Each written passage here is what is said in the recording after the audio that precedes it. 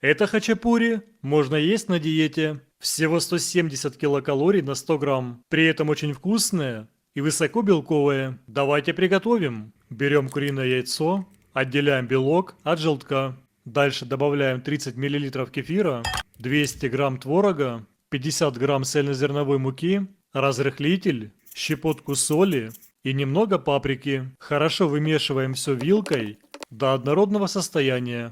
Оставляем тесто на 10 минут. Теперь из теста формируем шарик и мокрыми руками придаем ему форму хачапури.